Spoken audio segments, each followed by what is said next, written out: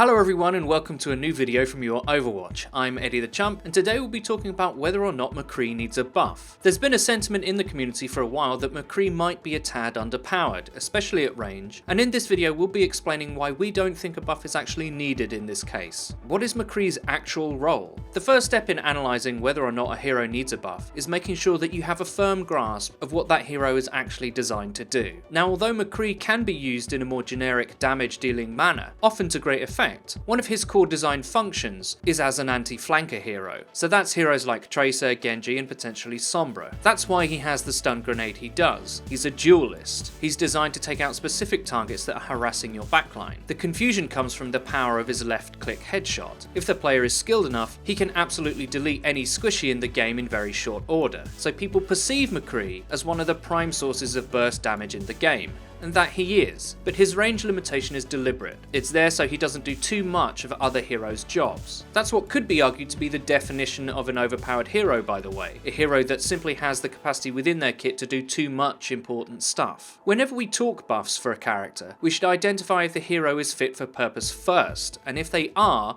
we're wise to think of whether the ramifications of a buff can offset the entire hero pool and push other heroes out of usability. We've seen McCree be too good early in the game's life. He's had sick range. He's had a tank busting fan the hammer. Right now he takes a lot of mastery, but when you put the skill into McCree, you get the value of his pick out. Does he have annoying weaknesses? Of course. Every hero does. But in fact the metagame has never been in a healthier spot. Last meta, many players grew accustomed to a strictly predetermined acceptable pick list, whereas now you have to weigh up far more factors with so many heroes seeing viable play. Misconceptions of how to anti-Pharah. One of the hardest things to understand in the current meta is how to best deal with a good Pharah player. Now, a lot of people in matchmaking will think a good McCree or soldier should be able to handle her without too much trouble. However, if you're playing against a very smart Pharah who uses the map and correct spacing to keep herself at a distance, where those two hit scans can struggle, she can be a handful as her damage remains the same over any range but yours doesn't. However, there is a beautiful benefit to this being the case. If Pharah gets too close to McCree, she can die instantly, but if she plays very well, there's a battle to be had.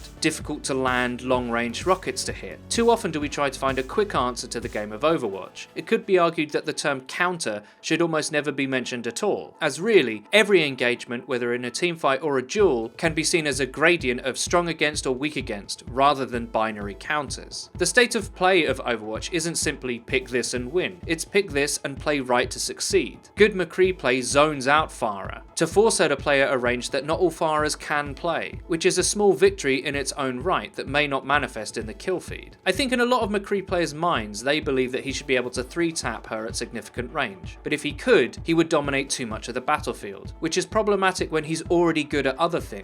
In truth, the best answer to a great Pharah is actually a hit scan designed for long range, like Widow. Even Ana can provide a better answer, as like Pharah, her damage isn't subject to range fall off. The problem is that people in matchmaking are very suspect of a Widow pick, even if it's done to specifically counter a Pharah who is raining rocket damage down on your team from a distance McCree is ineffective at countering. Most people would rather McCree was just buffed to occupy that ranged hit scan solution as well, but we believe that would make him too good. If people understood better where picking Widow was actually constructive and not tantamount to throwing or memeing, they might better understand that McCree is actually in a really good place balance-wise. It might be a chicken or the egg type scenario. Would people grasping what Widow should be used for help them understand what McCree's niche is, or would actually understanding McCree's role better help the other way around? Either way, the answer is the same. McCree isn't designed to be a long-range hit scan that can 2-tap across the map, no matter how tempting it might be as a McCree player to wish it so. The DPS skill proposition. The truth is, McCree is one of the hardest heroes to master in the entirety of Overwatch, but also has the potential to have devastating impact. This is how Overwatch seems to be balanced. It is based on a rule that the easier a hero to play is, the more limited in applicability their skill set is, whereas the most difficult heroes have the potential to do more. McCree, much like many other DPS counterparts, takes an incredible amount of skill to reach the zenith of his output. However, this isn't a balancing mistake, but a delicate and deliberate choice of the designers. If you're looking for reliable damage dealers who can still get good output, but require tactics a bit more than skill, Reaper and Soldier fill that void. But when you look beyond the easier heroes is when reading the balance of the game gets challenging, but in a compelling way. If heroes who have bigger potential impact when mastered are tuned to have the same impact with less mastery, they would dominate the game at higher levels of play, which we have seen happen before. For this reason, unfortunately some heroes won't be competitively viable for a player who can't handle them, but that doesn't make them underpowered, and it isn't a bad thing. We do defend top-down balancing and the esports approach to the game, which is what this balancing decision fortifies. But we think it's important to note that a lot of fun can still be had in quick play or the arcade using heroes that are beyond our skill sets. This may feel bad in the short term, that parts of the game will be a bit inaccessible until you develop the skill set to utilize it, but for the long-term health of the game, it gives a depth and legitimacy to the competitive elements of the game, which with the Overwatch League set to launch this year, is an important path for the game to follow in 2017. State of hit scan in Overwatch. One thing to note is that in our opinion,